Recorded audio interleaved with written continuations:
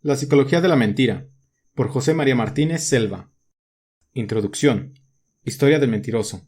El mentiroso no tiene historia. Nadie se atrevería a contar la crónica de la mentira ni a proponerla como una historia verdadera. ¿Cómo contarla sin mentir? Fernando Arrabal. En todas las épocas ha existido un interés tanto institucional como privado en que las personas digan la verdad y, consecuentemente, en saber cuándo alguien miente y cuándo es sincero. Saber la verdad y descubrir el engaño son objetivos compartidos por numerosas instituciones, entre las que destacaríamos la justicia y la hacienda pública, pero también por la mayoría de las personas que en sus relaciones familiares, sociales y profesionales están muy interesadas en saber cuándo alguien engaña o intenta engañar.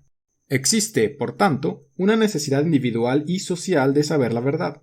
Buscamos información y hasta llegamos a contratar a profesionales e investigadores privados o abogados para salir de dudas en temas que consideramos importantes o cruciales para nosotros. Existen instituciones, entidades o grupos de personas como la policía, la fiscalía, la judicaturía, los servicios de información, los periodistas y particularmente el llamado periodismo de investigación que buscan la verdad. Somos curiosos por naturaleza y pagamos o pagaríamos dinero por conocer hechos y detalles o por salir de dudas sobre una cuestión determinada. La sociedad tiene, además, la necesidad de establecer la verdad en situaciones graves o delicadas, por ejemplo, para saber quién ha cometido un crimen o dónde está el dinero producto de un fraude.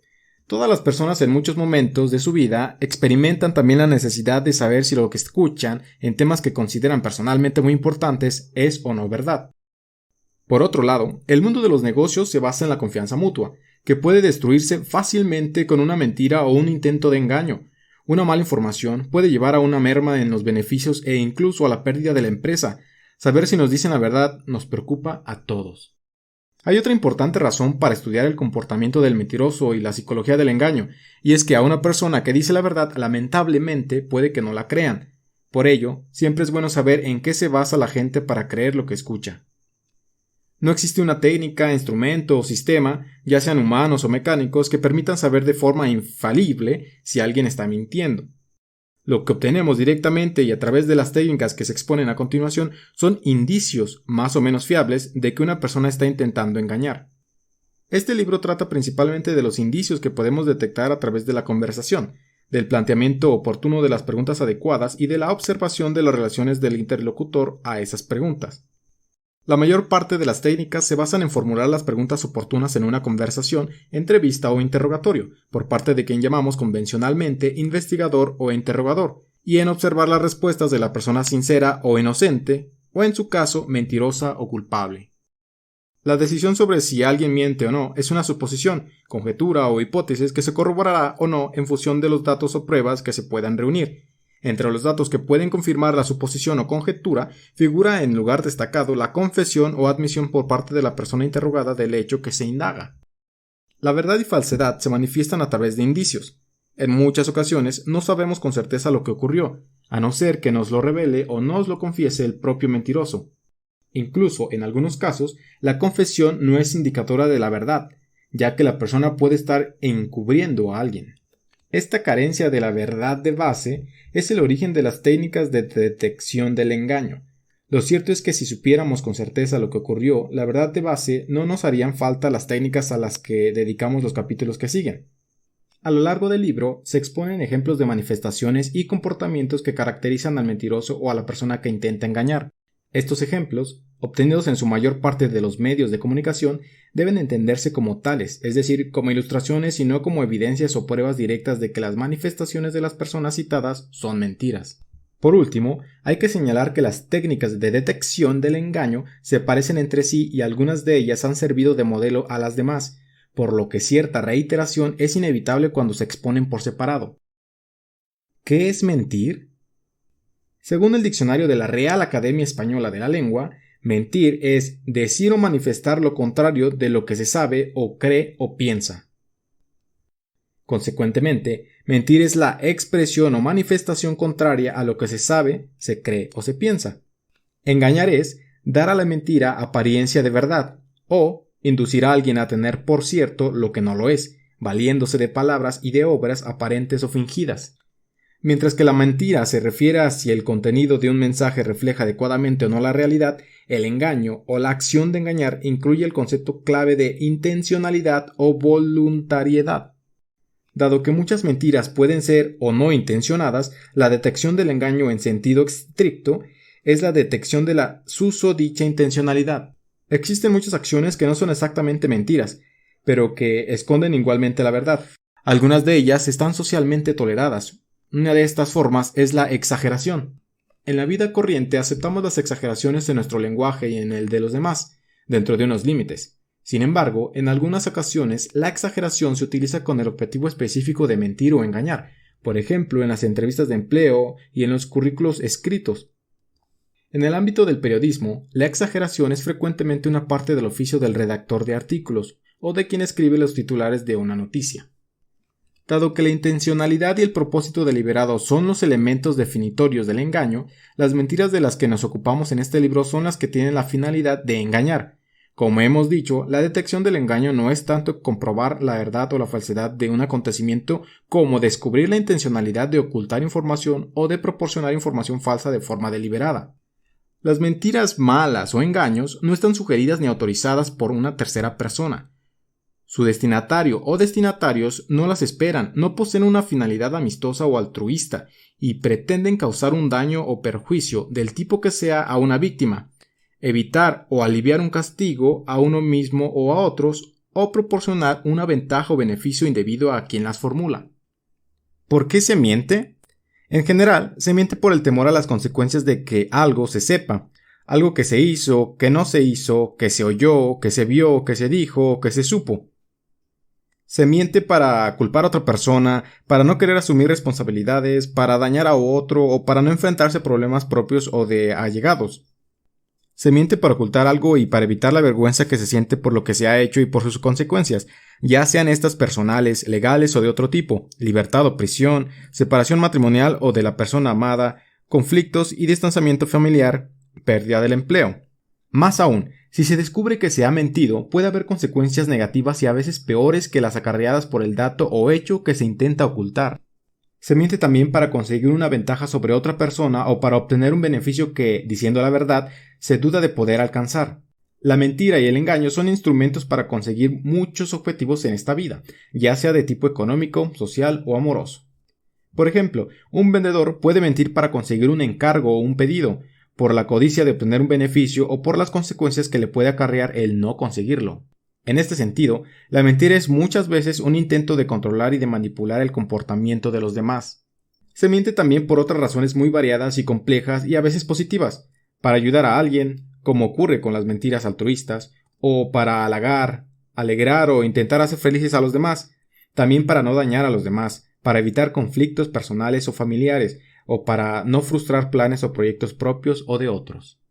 Es típico no querer que los amigos o la familia se enteren de algo negativo acerca de nosotros o de algo que les puede perjudicar.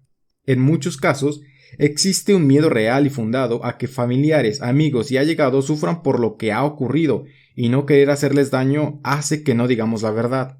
Por otro lado, y para muchas personas, ocultar lo que han hecho o mentir sobre ello es una forma simple y directa de proteger su intimidad. Es en este sentido en el que se expresaba Anatole France. Solamente las mujeres y los médicos aprecian lo necesaria y bien hechora que suele ser la mentira. Muchos quieren mantener su mundo privado fuera del conocimiento y alcance de los demás, y este intento lleva a mentir. Cuanto más grave es lo que ha sucedido o lo que se ha hecho, más graves son las consecuencias y mayor la motivación que lleva a no decir la verdad. Por ello, se miente más cuanto mayores sean las consecuencias. En estos casos, es posible que la integridad moral y la imagen personal se vean dañadas más seriamente y que las consecuencias sean, por tanto, más grandes todavía. Muchas veces la libertad personal está en juego y puede haber daños de tipo laboral, económico o personal. La mentira busca evitar las consecuencias negativas inmediatas que se derivan de conocerse lo sucedido y deja la puerta abierta a que no se sepa nunca lo que sucedió y a la elusión de posibles penalizaciones o castigos. Ahora bien, cuando la mentira se lleva demasiado lejos, no se puede volver atrás porque las consecuencias pueden ser peores aún que el haber mentido. No solo se ha hecho o se ha sabido algo indebido, sino que se ha ocultado. Pero también es más fácil detectar el engaño cuando las consecuencias de ser descubierto son más serias. Como también lo es si la persona no cree en su propia mentira o si la mentira es compleja. Por el contrario, Cuanto menos significativa es una mentira o menos consecuencias acarrea, más difícil es la detección. El mentiroso alberga casi siempre miedo, fundado o no, a que la verdad se sepa, lo cual encierra además miedo a ser menos que los demás, no conseguir un objetivo profesional, perder una venta o no lograr un pedido, ser menos atractivo, que no nos quieran o que no nos aprecien, que no nos respeten, a perder o a no ganar algo. En la mayor parte de las ocasiones, este miedo puede obedecer a motivos justificados a corto plazo, pero no a largo plazo. Con el tiempo, es difícil que una mentira resista el contraste con los hechos o sirva para cumplir los objetivos que se perseguían con ella. Existe otro miedo tan importante o más que el anterior, y es el miedo al castigo añadido que se puede recibir si se descubre la mentira que pretende encubrir la responsabilidad o culpabilidad propia o de otro. A veces, lo que lleva a las personas a continuar con una mentira es no querer que se descubra que está mintiendo. Algunas personas pueden llegar a considerar el hecho de mentir peor aún que el que se descubra aquello por lo que empezaron a mentir y que fue lo que en un principio quisieron ocultar.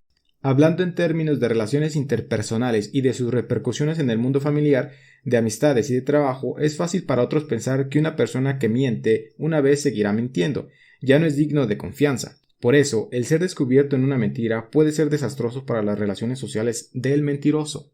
Recíprocamente, pasar por ser una persona sincera engrandece el valor personal. Por eso aprovechamos cualquier circunstancia, incluso aunque no nos haga merecer fama de simpáticos, para demostrar que decimos siempre la verdad aunque nos perjudique, o para asegurar que siempre vamos con la verdad por delante. Podemos añadir un tercer sentimiento cuando las consecuencias del hecho son severas o graves. El miedo a las consecuencias de que la verdad se sepa se une al miedo de ser descubierto mintiendo, y al mayor o menor sentimiento de culpa por mentir. En el capítulo siguiente detallaremos algo más las características de las emociones del mentiroso. Salvar la propia imagen. Una de las razones de mentir puede ser querer salvaguardar ante los demás una determinada imagen que pensamos que tienen de nosotros. En este caso, la principal razón para mentir es la vergüenza o intentar evitar el deterioro de la reputación y de la imagen. Hay cierta comprensión hacia quien miente para salvar su imagen. En palabras del escritor australiano Patrick White, una mentira, sin embargo, no encierra una cabal malicia cuando se profiere en defensa del honor. Todos necesitamos crear en los demás una buena impresión. Intentamos controlar la imagen que se forman de nosotros, de tal modo que en todas las situaciones queremos influir en cómo nos perciben los demás, para mostrar la imagen más favorable. Cuando queremos salvar la cara a toda costa, podemos llegar a mentir para presentar o conservar una buena imagen de nosotros.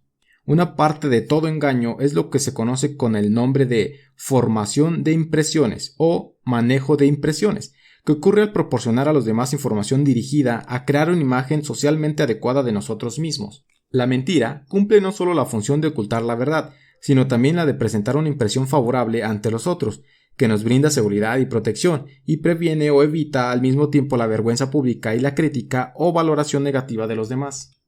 En algunas situaciones especiales podemos experimentar, además, una fuerte presión social para dar una buena imagen ante los demás. En estos instantes, queremos quedar bien o tenemos necesidad de que nos vean y de que nos evalúen favorablemente. Esto es especialmente importante en situaciones que llamamos evaluadoras, en las que se espera que los demás se formen un juicio o una opinión de nosotros al terminar el encuentro, como puede ser una entrevista de empleo, cuando conocemos a alguien o las primeras citas amorosas con una persona, y a veces incluso en las últimas. En general, queremos aparentar ante los demás como más inteligentes, más educados, más bellos, más atractivos, más poderosos o más ricos de lo que somos. Esta tendencia a querer quedar bien es muy fuerte y es difícil sustraerse a ella.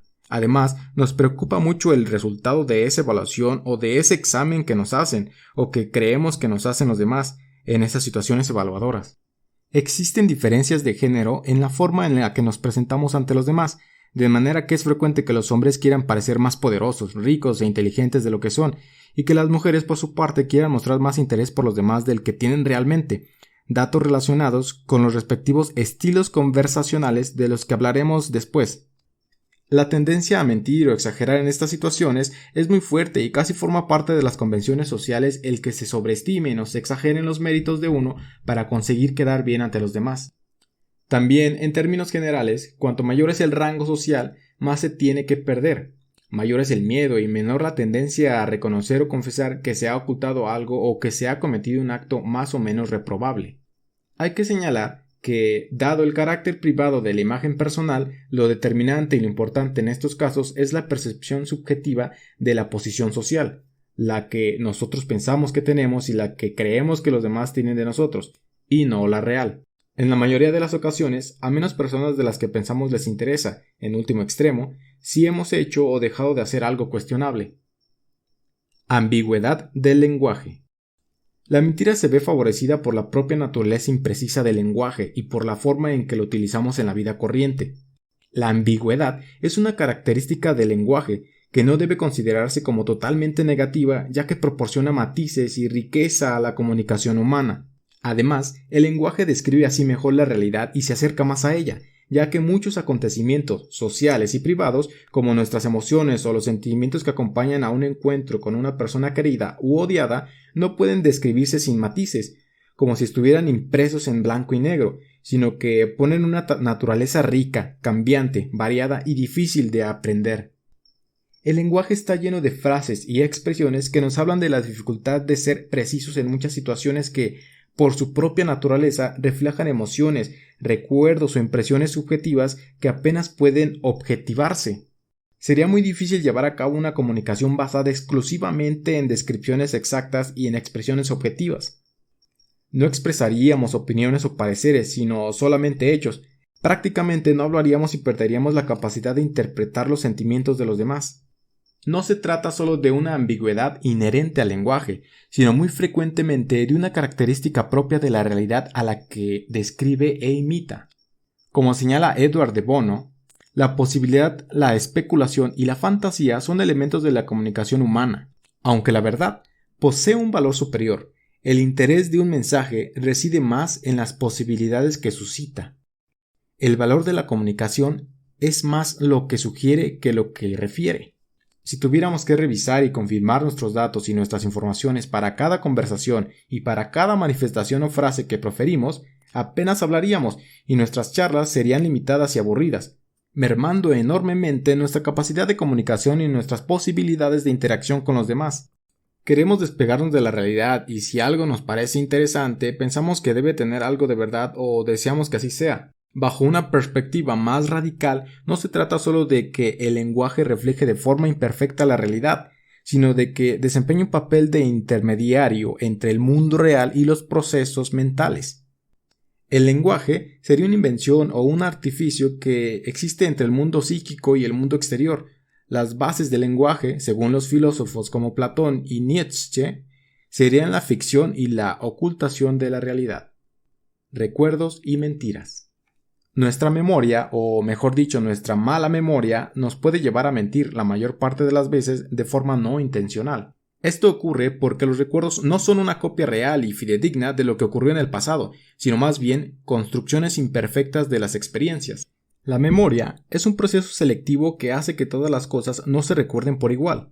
En consecuencia, recordamos mejor unas cosas que otras. Con el paso del tiempo, muchos detalles de los recuerdos y a veces los más esenciales se difuminan y se pierden y pasan a ser reconstrucciones parciales, a veces sesgadas, de lo que realmente sucedió.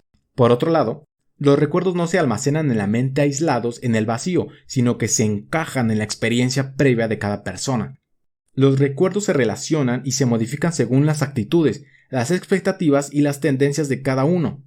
Todo ello, unido a los acontecimientos que suceden después, altera la precisión del recuerdo.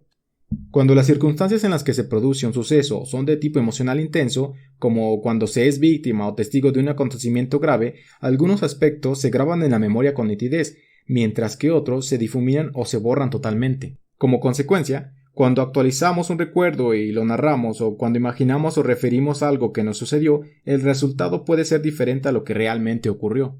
Hasta cierto punto, los seres humanos tejemos un pasado a nuestra medida que, si bien no es totalmente falso, puede no ser reconocido por otros que vivieron directamente los mismos sucesos que fueron testigos de ellos. La creación y recreación de los recuerdos lleva a que cada persona elabore una trama de los mismos que, involuntariamente y en parte, es construida y fabulada. Si la mayoría de los recuerdos contienen una gran dosis de objetividad y poseen rasgos que permiten compartirlos con otras personas, no es menos cierto que su componente subjetivo, que les da fuerza y facilita que se recuerden, probablemente no será compartido por los demás. Todos estos elementos constitutivos de la memoria humana, que la dotan de una imprecisión variable, son determinantes en que la evocación o actualización del recuerdo nos lleve a falsear sin intencionalidad datos más o menos relevantes y por tanto a ser una fuente de engaño para otros. Credulidad. Las mentiras y el engaño proliferan también porque todos tenemos una mayor o menor tendencia a creer lo que nos digan, tendencia a la que llamamos credulidad. Una variante de la credulidad es la conformidad social, fenómeno estudiado por la psicología social, en virtud del cual un individuo modifica su comportamiento o actitud para armonizarlo con el comportamiento o actitud de un grupo. La conformidad social tiende a darse en situaciones difíciles o ambiguas, en las que una persona se siente menos competente. En esos momentos aceptaría lo que diga el grupo, aunque suponga un cambio en una opinión ya establecida. Tendemos a creer cosas que no vemos y que solo conocemos por preferencias de los demás, y muchas veces estas creencias no tienen base sólida o racional. El hecho es que la verdad y lo cotidiano suelen ser duros, crueles, prosaicos y monótonos. Las personas estamos predispuestas a escuchar y transmitir todo lo que endulce este mundo y todo aquello que nos puede ilusionar a sabiendas de que puede no ser verdad. Necesitamos, pues, tanto saber la verdad como alimentar ilusiones y esperanzas, aunque sea a costa de ser engañados. La vanidad nos lleva a admitir fácilmente los halagos y el amor, por su parte, nos hace crédulos. El amor apasionado embarga al amante, al que sitúa en un estado mental poco propicio para el análisis objetivo de la conducta de la persona amada, la cual, a su vez, permanece idealizada y envuelta por un halo beatífico. Aseguraba un personaje femenino de Anatole France en su historia de cómicos que los hombres, si aman de veras, no hay una mentira burda que no les resulte creíble cuando les conviene ser crédulos. También el amor puede traer consigo el miedo y los celos, escribía François Rabelais. Como dicen los clérigos, el amor es una cosa maravillosamente temerosa y nunca el buen amor está exento del temor. Los celos y el amor posesivo, esclavos del miedo, vuelven crédulo al amante, a quien llevan a dar por cierto y seguro algo que no ha ocurrido. Y todo esto en lo que concierne a los celos que podemos llamar normales, provocados por el miedo o la angustia de perder a la persona amada. Mucho más acentuado se da en los celos asociados al alcoholismo o a los delirios paranoicos propios de enfermos psicóticos. Otra fuente de credulidad son los prejuicios. Existen ideas y valores que mucha gente acepta sin discutir, de forma que resulta inútil intentar que se reflexione sobre ellos o que se los replanteen en un momento dado. La mayoría de las actitudes de la gente no tiene una base racional, sino que existe un fuerte contenido emocional en ellas. Aun cuando una persona reúne datos e información que las apoyan, esta recopilación tiende a ser parcial y sesgada. Discutir las actitudes con otras personas genera enfrentamientos y las reacciones que suscitan pueden ser muy agresivas. La ideología y las actitudes nos predisponen a aceptar cierto tipo de mentiras que encajan en lo que creemos y en lo que nos gustaría que fuera o sucediera. Otra fuente de engaño reside en la necesidad de interpretar y explicar todo lo que nos rodea.